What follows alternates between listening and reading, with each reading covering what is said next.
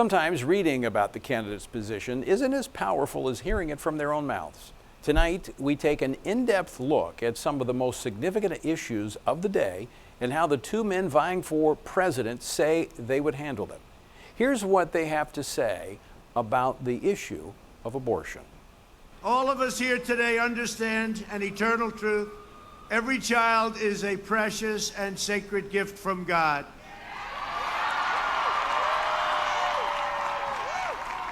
Together, we must protect, cherish, and defend the dignity and the sanctity of every human life. And it's clear that these folks are going to stop at nothing to get rid of Roe. And it's clear to me that we have to just be just as strong in defending it. I support Roe. I support a woman's right to choose under that constitutional guaranteed provision. And quite frankly, I always will. And here is where the two candidates stand on Planned Parenthood. We have to provide the access to increase the funding, which we fought to do, for Planned Parenthood. Would you vote to defund Planned Parenthood? Yes or no? Yes, I've seen it, and I think you know my stance on it. And their abortion agendas?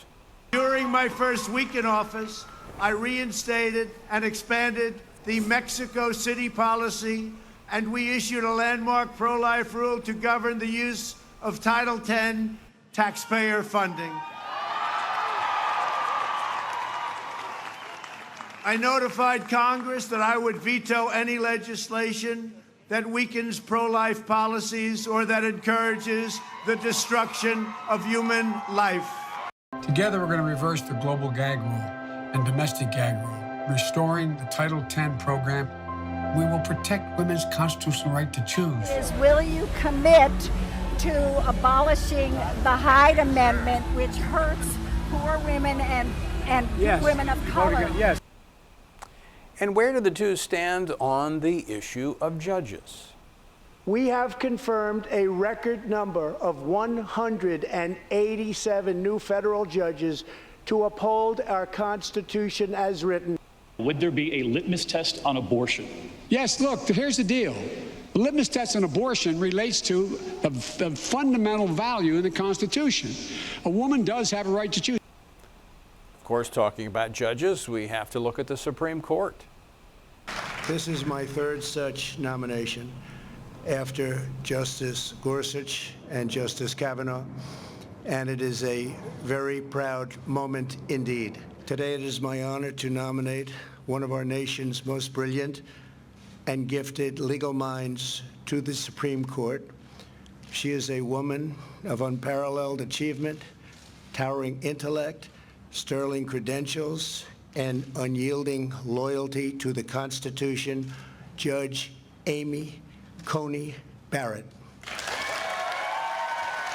I was part of the reason why Elena Kagan, who worked for me, got on the Supreme Court. I was part of the reason why Ruth Bader Ginsburg is on the court. I was part of the reason why Sotomayor is on the court, and she swore me in. Now, where do the two candidates stand on America's first freedom, the freedom of religion? In everything we do, we are creating a culture that protects freedom and that includes religious freedom. In America, we don't punish prayer. We don't tear down crosses. We don't ban symbols of faith. We don't muzzle preachers. We don't muzzle pastors. In America, we celebrate faith.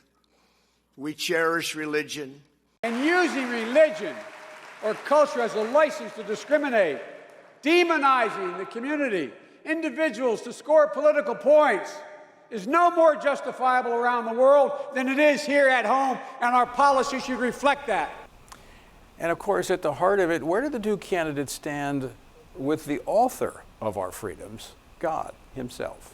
All of us here today know that our rights come from God Almighty, and they can never be taken away. We hold these truths to be self-evident. All men and women created by you know the thing. And where do they stand on the issue of education? We believe that our children should be taught to love their country, honor their history, and respect our great American flag. Look, one of the things I think is important, I wish I wish we taught more in our schools about the Islamic faith. That, in their own words, is where the candidates stand on the fundamental issues that will chart the future course of our country. So there you have it. Those are issues that should affect every vote that is cast next Tuesday. Again, I encourage you to share this information with your friends. Go to PrayVoteStand.org and share these resources with friends and family.